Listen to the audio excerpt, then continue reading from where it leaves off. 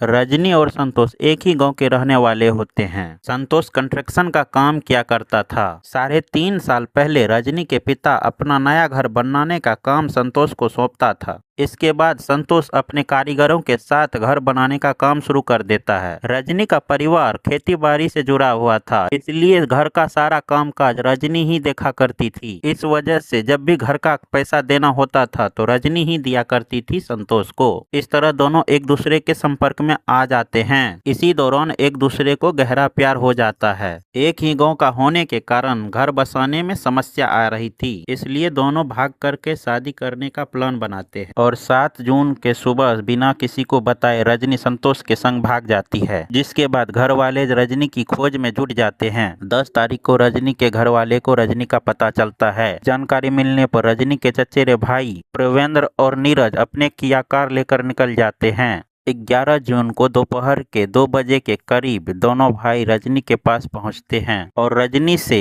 माता पिता को मना लेने की बात कहते हैं, जिस पर रजनी वापस आने के लिए तैयार हो जाती है और चारों उसी कार में बैठ कर के गांव के लिए निकल पड़ते हैं। लेकिन किस्मत को कुछ और ही मंजूर था। लंबी यात्रा से थकी हुई इस टीम ने 11 जून की रात करीब 9:30 बजे गांधीनगर हाईवे पर रॉयल फोर्ट में कमरा बुक करके रुक जाते हैं। सबने साथ मिलकर खाना खाया और उसी कमरे में सोने की तैयारी की। एक बेड पर प्रवेंद्र और नीरज सोते हैं, दूसरे बेड पर संतोष लेटे हुए थे। वहीं रजनी नीचे वाले गद्दे पर सोई हुई थी। कमरे की लाइट बंद कर दी गई। थकान के कारण सभी गहरी नींद में सो गए, लेकिन संतोष की आंखों में नींद नहीं थी।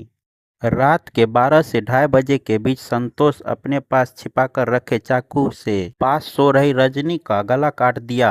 रजनी की सांसें थमने के बाद संतोष ने उसी खूनी चाकू से अपना गला भी काट लेते हैं।